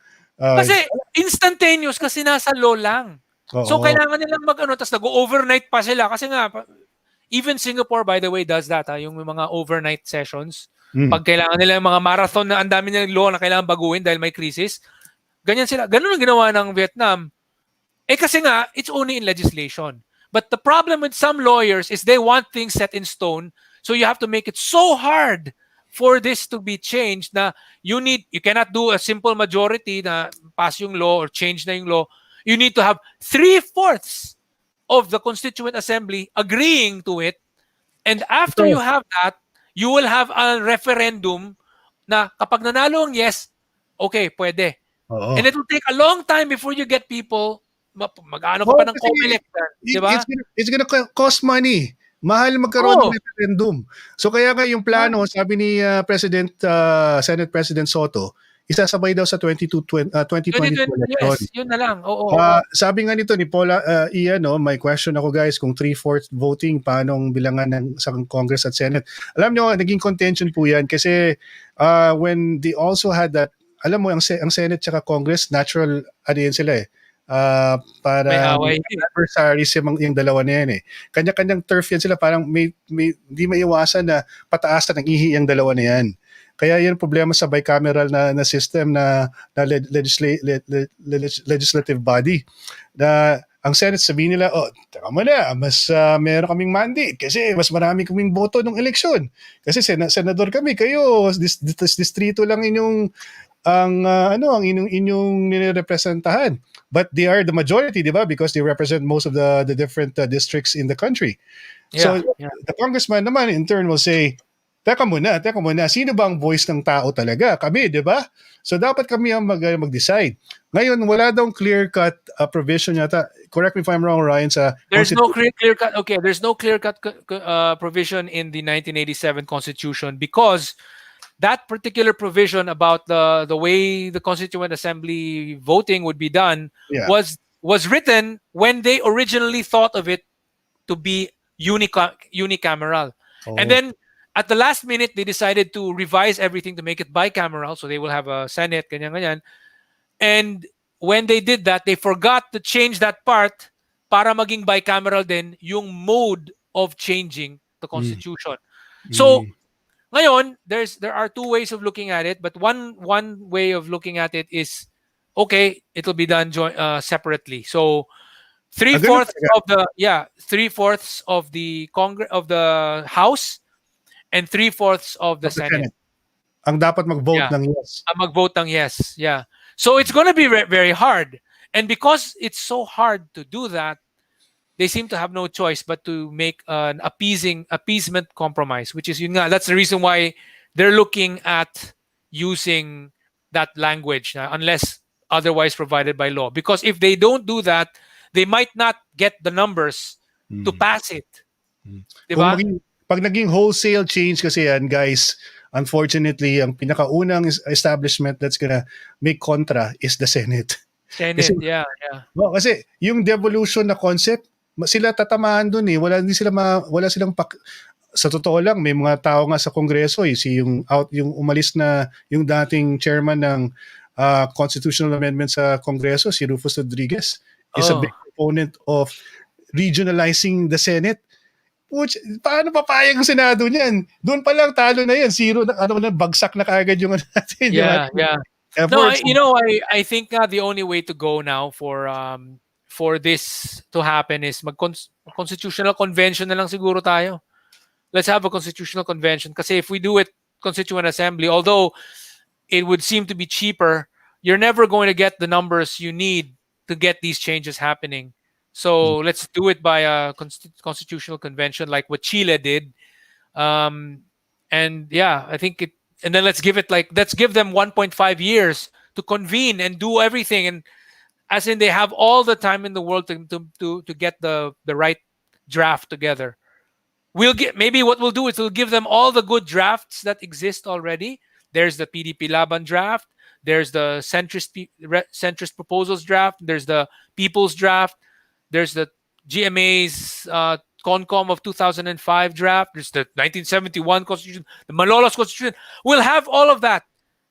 Pakita sa kanila lahat, and then choose and mix and match, and maybe you might want to add some of the features from this and that, and magsama kayo, put together a really good constitution. Hindi yung minamadali na 4 months lang, tapos yun nga, ang daming kulang. This is what happened to the di ba, the Concom. Parang it was a medyo rushed eh. Tapos yun nga, puro gurang. Kaya nga, Ryan, we have to also temper the expectations. So we have to manage our expectations, especially the ones who are very passionate about, having or getting wholesale changes done in a very short span of time. Maging realistic tayo kasi we have to contend Congress and the Senate sila yung susi eh. We have to have a turnkey that will make these two work together and agree on actually getting things done as far as constitutional reform is concerned. Unfortunately, the Senate is a different animal altogether. So ngayon, maganda, nakikita ko yung approach, yung strategy ng gobyerno ngayon, Orion, na, okay, you know what? If we push for wholesale changes, nothing will happen. Yeah, so it will not happen. Let's get it started. Let's get the ball rolling. Compromise a little bit.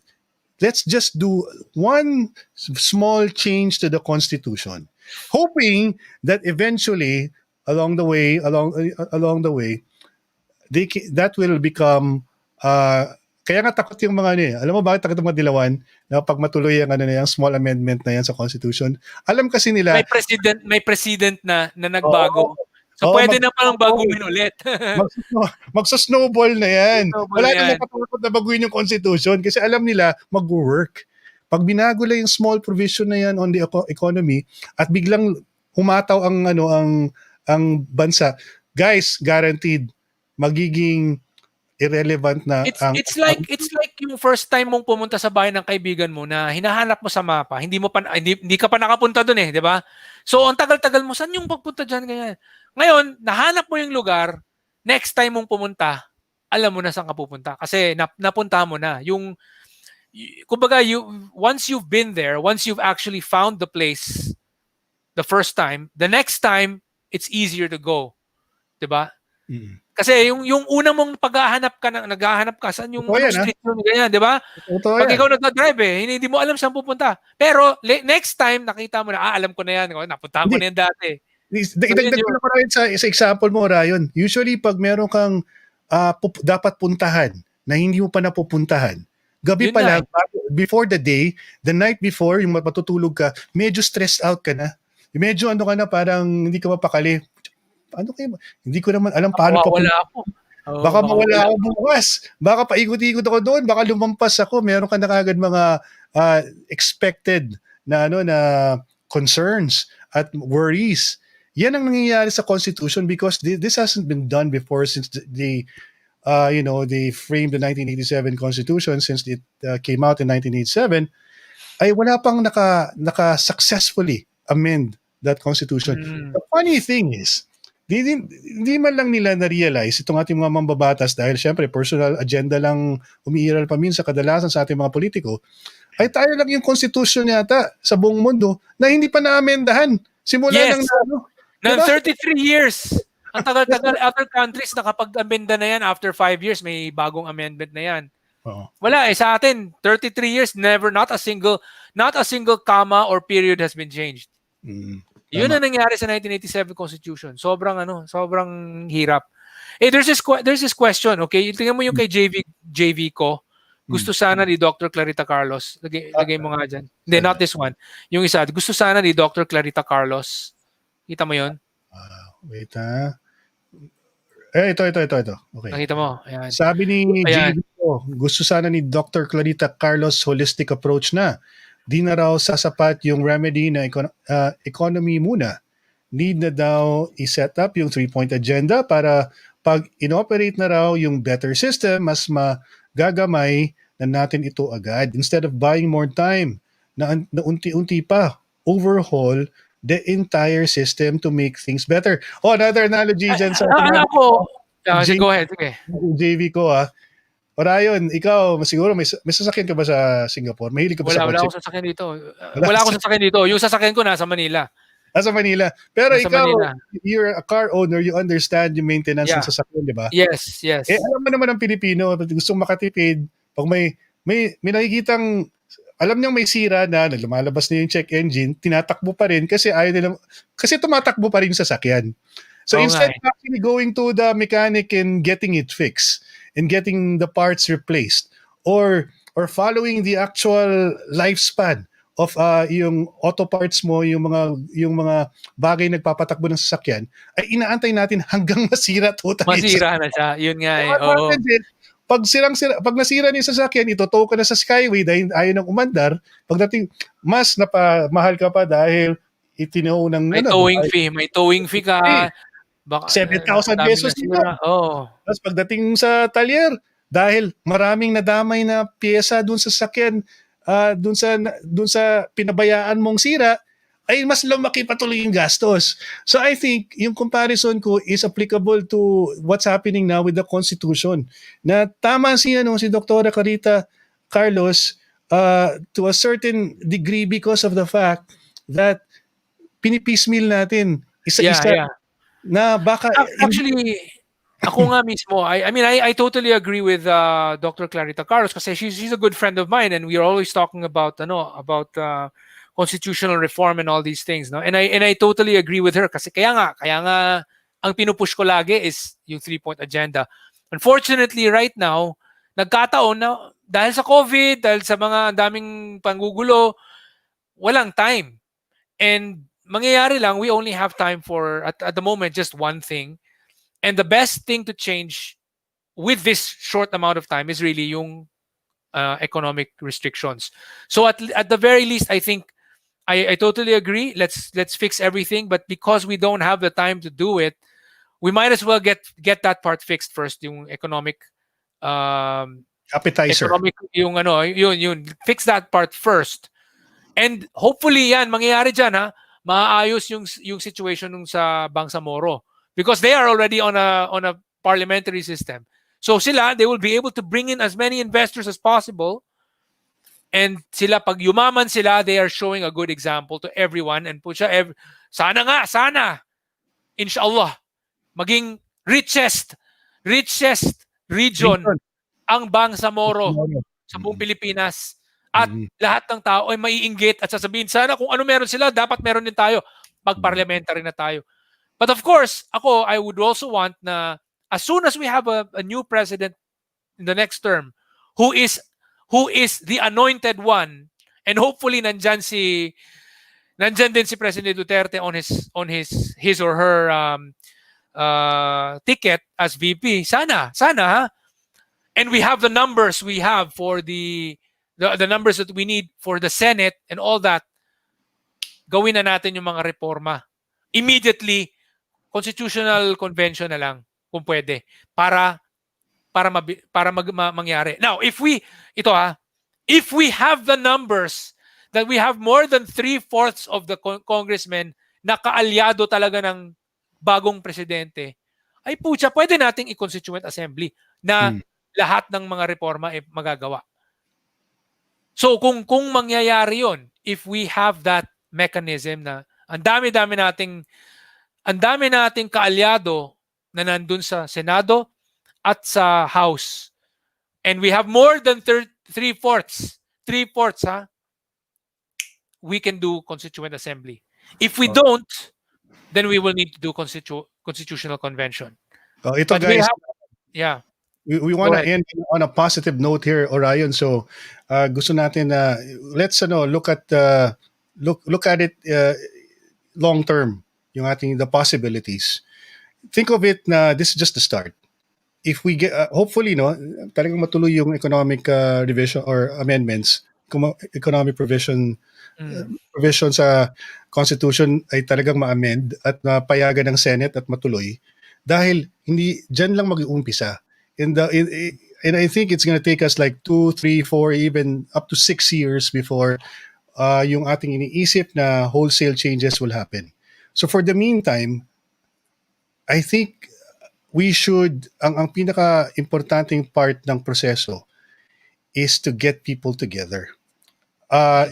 Yung collaborative effort will have to really be paramount. Ito yung magkaroon na tayo ng consensus building na tinatawag. Okay, pag-usap, let's engage people. I know sometimes it gets heated, nag-aaway-away tayo dahil iba-iba ang pananaw natin sa reforma, but that's part and parcel of the process. And people's feelings will get hurt along the way, but think of it na lang, always in the back of your mind, you're saying, we are doing this because we want improvements. We want the country to really soar in the end. So I understand, magkakaiba tayo mga pananaw, mag-aaway-away tayo along the way, but always keep in mind, especially the ones from Correct Movement, na nandyan tayo, maganda yan, advocates po kayo, na talagang passionate kayo, na talagang pinupush ninyo yung 3-point agenda na yan. Pero isipin din natin na some people have a different pace. Some people have a different point of view. So here's what I'm going to say. What we should concentrate on is to educate people, to spread the word as much as possible. Spread the word. Let's just continue spreading the word. Let's continue educating people to understand why we really need these reforms. So, yun. Yun ang maganda nga sa ginagawa ng Correct Movement, Orion, kasi sobrang dami na ng materials na ginagamit ninyo sa pag-spread ng word tsaka pag-educate ng mga tao. Ngayon, ang kailangan natin gawin as a community of people who want reforms is to build relationships. Actually, contrary to what some people might think, we have already done that very, very well, which is why Correct Movement is a very big tent coalition of many different people from many different persuasions na nagkakaisa lang kami. Hindi dahil lahat ng tao DDS. Hindi. Marami rin kami. May iilang kami mga dilaw. The late Carlos Celdran was one of us. He was a dilaw. But there were many other people na there are many other people in the group na not necessarily DDS pero lahat ay gusto ng constitutional reform. And meron din kami mga leftist, but leftist na hindi mga yung mga dyed in the wool ayaw ng foreign investors. We have these people who believe that yes, foreign investors are good. Tapos once we have that money, pwede natin gamitin pantulong sa ibang tao. Mga ganun yung that's the kind of leftist that that we have in our group. Na they came from an originally very leftist background, but then they became very practical minded na alam nila kailangan ng foreign direct investors. So hindi sila tumututol sa foreign investors, pero meron pa rin silang yung parang tulungan natin yung less fortunate ganyan, which I don't disagree with. So kahit leftist sila, okay lang ako kasi ako rin may pagka-leftist din naman ako sa pagtutulong sa iba eh. Yun nga lang, ayoko nung yung mga leftist na laging nagsasabi, kakainin tayo ng mga foreign investor, wag natin papasukin sila. Walang trabaho yung mga tao. So, kailangan natin talaga papasukin. And yun na nga, yung iba ng mga nag-aaway, actually, contrary to what some people might think, hindi naman kami yung nag-aaway eh. Kami yung inaaway. Kami yung sinisiraan. And sometimes, we need to fight back. And most of the time, or all the time actually, if we do fight back, we win. And sometimes, because we win, people think that we were the aggressor. But no, we were not. We were like the US who was hit in Pearl Harbor. And we struck back with such force using an atomic bomb that we won the war. And that's the way it always was. That's the way it's always going to work with the correct movement. We are basically the guys who did not start the war. We were hit in Pearl Harbor. And then, yun, parang, sige, putsa kayo, o yan. Pero yung atomic bomb na yun, medyo maraming na tinamahan ng kanyang medyo collateral damage, medyo malaki. well, that's their lookout. That's their lookout. Because unfortunately, once they start spreading lies, which is what was happening, sinasabihan pa nga ako na bayaran daw ako. Kalimutan nila na ordinaryong OFW ako na banas lang sa bulok na sistema kaya ako ginagawa ko. 'Di ba? So, ang dami mga fake news eh. So, I don't tolerate falsehoods. I don't tolerate hostilities, pambabastos like that. Especially pag sila yung nag-uuna sa pambabastos tapos eto ako napaka polite ko, yung parang gusto ko lang turuan, I just want to set things right. Tapos babastusin ako. Kung manggaganyan sila, yari sila. Atom bomb ang makukuha nila, talo sila, mahuhubad sila, mababaratan sila, mawawala sila, ma-expose sila, malalaman ng mga tao na mga fake pala sila. Yun ang mangyayari. So, ingat na lang sa lahat ng mga tao dyan na gustong kumontra using wrong information. Ganun lang kasimple yun. Let me just share some of my experience about these matters. Kasi medyo matagal-tagal rin ako sa communications industry and also sa government, medyo, the whole time the president has been in Malacanang, I've been part of it. So one thing na natutunan ko sa government, natutunan ko sa communications industry is that, and I remember my former station manager telling me this in one of our meetings when I was about to, retire from radio. Sabi niya, Ron, sometimes it's I don't know. It's not always it's not important. It's not always important to be right. It's more important daw that what you're doing is the right thing. Alam mo yun, yung... Yeah. Well, in our case kasi, yun nga tinitimpla namin eh. Hindi naman, kaya nga, that's why we were successful in setting up a broad coalition of people from many different backgrounds.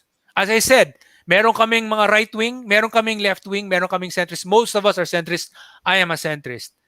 Marami kaming DDS, may iilan din kaming mga dilaw, marami din kaming mga ex-DDS or mga people na DDS na medyo na-disappoint dahil naging masyadong mabagal yung sa constitutional reform na gusto nila.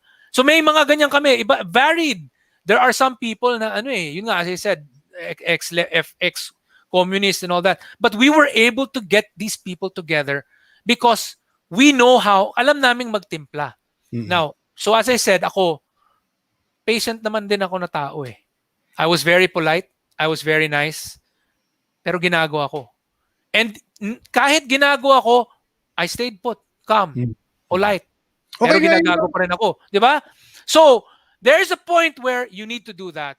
This is the technique that Duterte also uses. This is the technique that Lee Kuan Yew used. Basically, at some point kapag gago na talaga at kupal at walang kwenta na yung kumukontra sa'yo, fucking destroy him. Talo shui ko. Talo shui ko, which means to beat to beat a drowning dog in Chinese. Talo shui ko. That is yung talagang obliterate mo ng talagang yun yung ginawa ng US sa Japan. Nung yung ginawa nila. So ngayon dahil doon, putang ina takot na lahat sa US. Ngayon, ang daming takot sa amin. Because they know that we can destroy them. They know that we are very, very well researched in what we do, what we say. And that's my point. We are not anymore going to need to do this again in the future because takot na ngayon yung mga taong manggago sa amin. Hindi naman namin inuna, di ba? Hindi naman namin inunahan eh. We didn't start it. Di ba? We didn't start it. Sila yung nagsimula. Sila yung unang nanggago. Ang bait-bait na namin sa kanila eh. Pero yun ang ginawa eh. Patuloy yung mga panginsulto. Ayan. Yan ang nakuha niya. Na-atomic bomb siya. Ang problema, and it's only right. It's only right na nakuha nila. Ang only comment ko dun sa sinabi mo is the United States is not really a good example because not anymore now. Not anymore now because they have a lousy system. But we planted the seeds of their destruction, so to speak.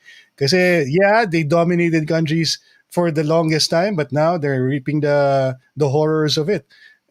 Their own country is divided, and because I know. But that's a different story now. Here, I'm just talking about what happened in World War II. I'm just talking about the fact that, well, yun nga, tinira sila dun sa Pearl Harbor, and what happened, diba? So they struck with such devastating force to the point and that's what we did. And so after that, obviously, yun na nga, they became undisputed, parang takot na ngayon manggago sa kanila yung iba. And that's the whole point of this. I didn't want to do this. Honestly, I didn't want to destroy that other guy. I didn't want to. I was really being very, very patient. But that was the last straw when other people tried to help out and tell this son of a bitch to stop this, to stop it. And he didn't. And he continued on with the insults. Now, wala na siya. Sira na. Wala na naniniwala. All that's left are the bobo fans of his. That's yun na lang ang naiwan. Pero yung mga thinking people, ay nagsialisa na yung marami sa kanila. Unfortunately, yan ang nangyayari eh. Nahubara na sila ngayon. Alam na ng mga tao, bayaran pala o mali-mali ang mga pinaglalaban. I hate to say it. Nagsasabotage sa reforma eh. Mali-mali pa yung sinasabi. You know what they're saying? What's that? We cannot trust the congressman, blah, blah, blah. Who controls the Congress? The Congress will be given all the power in the world to make changes in the law. But that's the whole point of a representative democracy. In fact, there are people who control Congress, and that's the electorate, the people, we voters. We are the ones who vote the congressmen into power. Why didn't they even know that? Huh? Isn't that taught in law school? Maybe they forgot. And that's the problem. Kulang talaga eh. And I exposed that ignorance. That particular ignorance about political philosophy that they totally forgot. They forgot that in a democracy, which we have in the Philippines, no matter how imperfect it is, it's still a democracy. It's a representative democracy. And in a representative democracy, the people, they basically they delegate powers of lawmaking and other things to these representatives because they are the people who will choose who these representatives are. And periodically, they can be voted back in if they do a good job, or taken out if they don't. It's going to be even better if we had a parliamentary system, which unfortunately that other group did not really understand very well. Now they're forced to start reading. That's one of the good things that happened because of this conflict. Napuwersa sila ngayon magbasa tungkol sa parliamentary at sa federalism. Na dati, hindi sila, hindi naman ako interesado dyan eh. Ngayon, napuwersa sila kasi lagi silang natatalo sa debate. As I said, I didn't want to do this. I didn't want to do the hostilities. We are not at fault. We're not at fault. Kami yung ginago eh. Kami yung ginago. So, gumanti na lang kami. Hindi niya nakayanan. Akala niya, siya lang ang may karapatan manginsulto at manggago? O ano nangyari? Ha? Na-out-insult ko siya. Kumbaga, sa insultuhan pa lang, talo na siya. Ha? Hinahamon ko lagi ng debate. Takot, hindi sumasagot sa mga hamon ko sa kanya. Hindi sumasagot dun sa kapag sinasagot ko siya, ba't mo sinabi to? Wala siyang sagot. Wala. Ibig sabihin, he cannot take what he so liberally dishes out. Manginginsulto siya, gusto niyang mag-ano ng ibang tao, mag-harass ng ibang tao. But once he's the one being harassed, ay putang ina, gago ka. Ganun. Okay. Diba? Orion, we're gonna end there. We're gonna end with that atomic bomb you just did. Yeah. Because first of all, it's gonna be interesting on Monday. Like I said earlier, they're gonna have a chance also to talk about their point of view regarding constitutional reform. Ang Luminous will be here on Istoryang futBOLERO. Attorney Trixie and Attorney Ahmed will be joining us with. Actually, they have a friend who's also an economist who will be joining that program on Monday. So, guys, check it out. Let's be civil. Let's make it a very civil discussion and interesting debate, interesting conversation. Just post your comments next week when they come in. Ang Luminous with Attorney Ahmed and Attorney Trixie, and of course their economist friend. I forget her name, but they're going to be together on Monday to present also their position on the matter of constitutional reform. So it's going to be fun, guys. It's going to be fun on Monday, so make sure to join in. Ryan, last shout outs. Huling hirit is just simple, guys. Go to the correctphilippines.org page. Read as many articles as you can. In the correctphilippines.org page, the web page that is, marami kami mga academic papers doon, no? So pag mababasa nyo, makikita nyo talaga na maraming basehan kami. Marami kaming mga dokumento na nagpapatunay sa lahat ng mga sinasabi namin. So hindi kami nagsasabi lang based on opinion. Nagsasabi kami dahil may data kami, may information kami, may facts kami na nagba-back up sa amin. Kaya kami mahirap talunin kasi ang dami na namin ginawang ganyan ever since kami nagsimula. Ako nga, even before that, nagbabasa na ako about this whole thing. So, para dun sa mga tao na alam nilang, gusto nilang magmarunong, pasensya na kayo, pero kailangan nyo talagang basahin para hindi kayo mabalatan at mahubaran na hindi pala ninyo alam yung topic. Pag-aralan nyo lang po, yun, and then keep spreading the word. Let's also mention a few names here, Ryan, if you don't mind, before we say goodbye. Yeah, sure. Si Minimum is watching from YouTube. Ito yung mga viewers natin sa YouTube ngayon, by the way. You can watch us on YouTube just in case na medyo sawang-sawa na kayo sa Facebook. Pwede rin kayo manood sa YouTube, ha? At tapos i-follow na rin nyo, share, notification, pakiclick na rin sa YouTube channel ng Istoryang futBOLERO. Si Cristil Baro, pa-shoutout from Riyadh, Kingdom of Saudi Arabia. She's watching. Si Robert Yano, kamusta Pilipinas? Maayong gabi, Ron. Ug sa imong bisita, Mr. Orion. Mabuhay po kayo. Watching from the Kingdom of Bahrain. Si Alvin Lutiva is also listening. Si Edison Yee. This is becoming a habit. Listening to futBOLERO kind of makes me more educated. That's what you get when you listen to people with a lot of sense. Watching from Tacloban. Ay, first time ko nakapunta Orion sa Tacloban last year. Nag-ikot kami for constitutional reform. If gusto ko lang sabihin, no, yung mga taga Tacloban, napakaganda po ng inyong syudad. Nag-enjoy po ako. It's nice to see that statue of MacArthur. Nakapunta ka na ba doon, Orion, sa Tacloban? Hindi pa ako nakapunta eh. Pinakita sa akin yung mga lugar nung mga yung nasalanta ng ng Hayan ng Yolanda. Ayan, ng Yolanda, oo. At saka yung mga kwento nila napaka-compelling yung mga kanilang stories. So it was great. It was a pleasure to be part of that adventure and our session at Tacloban for Constitutional Reform. Si Cecil Giselle, watching from Germany, and she supports PRRD for Vice President. Ikaw, Orion, may mga na-influenza ka na. Si Gigi Gore, watching from Davao City. Uy, kababayan, mayang gabi. Thank you for watching, Gigi. And don't worry, we will be updating you, Vin TV official, for anything that's going on sa Congress. Kasi magkakaroon next Wednesday, Orion, no? Magtutuloy yung session ng Congress, yung kanilang hearing. Hearing, yes. Hopefully sa Wednesday, nandun na yung Makati Business Club, yung mga different chambers will be represented kasi they were waiting for that as well.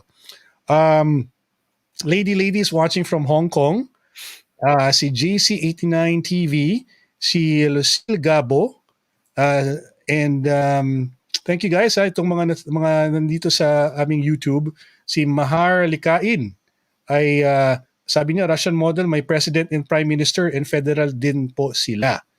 Yes, marami po tayong mga examples of countries who have adopted that system.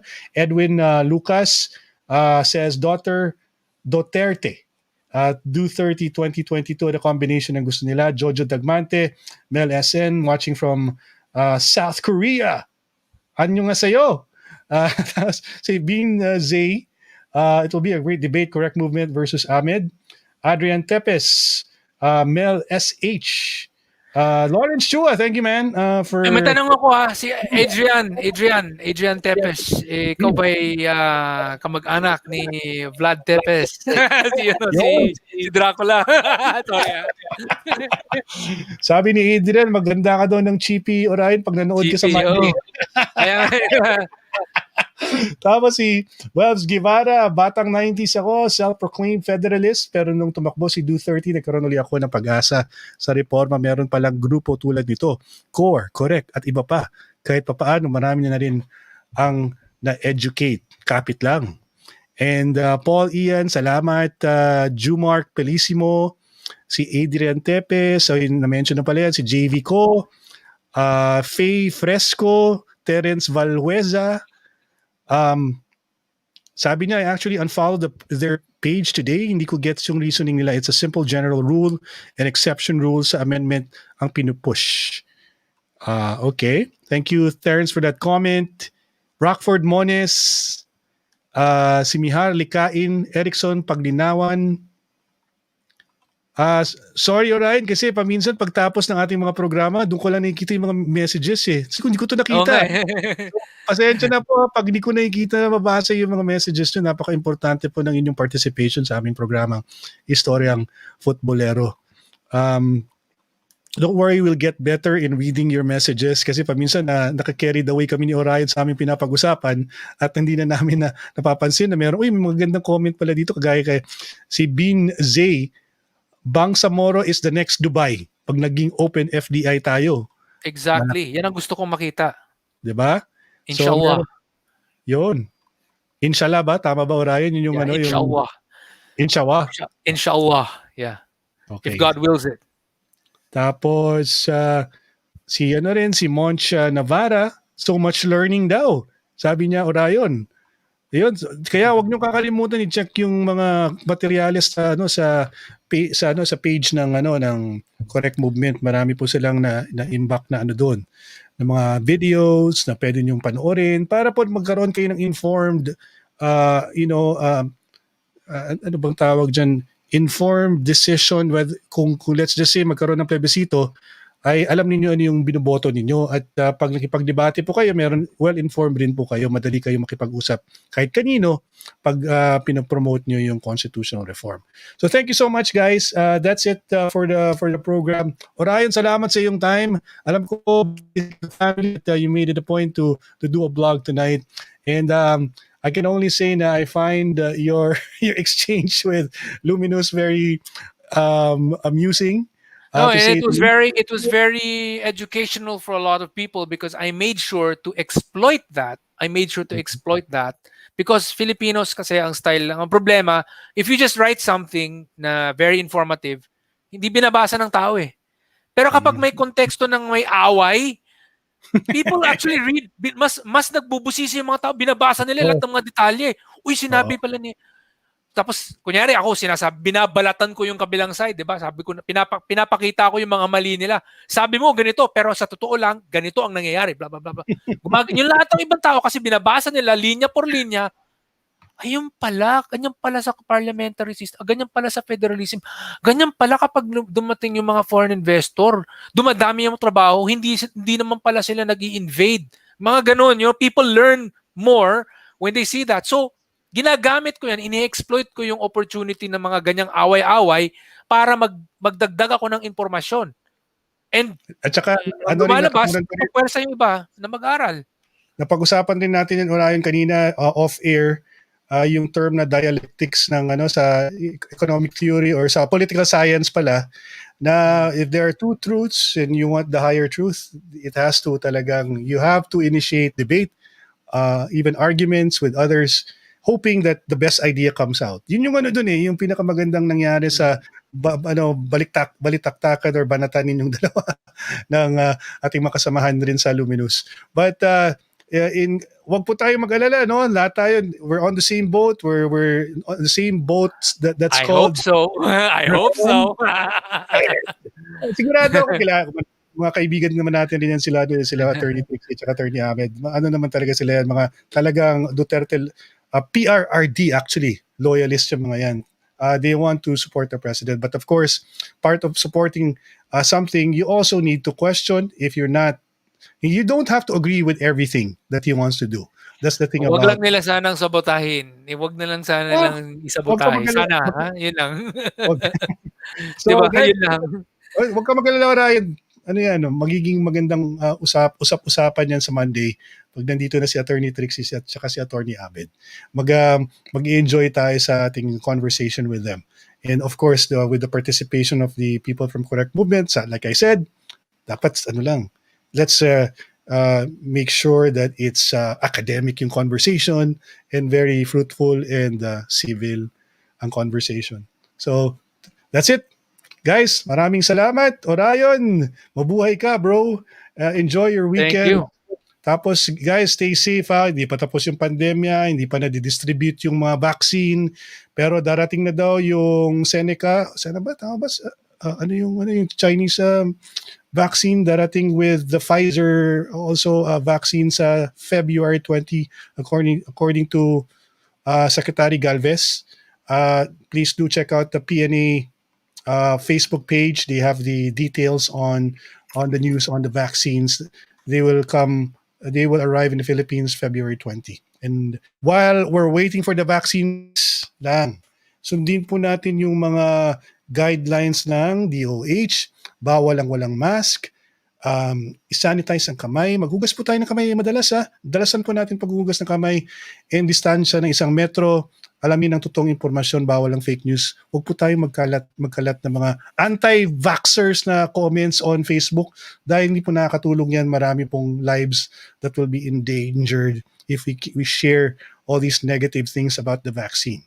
Okay, so that's it for Istoryang futBOLERO. Good night, guys. This is Ron Poblete and of course Orion saying bye. Good night, everyone. Enjoy. See you Bye-bye. later.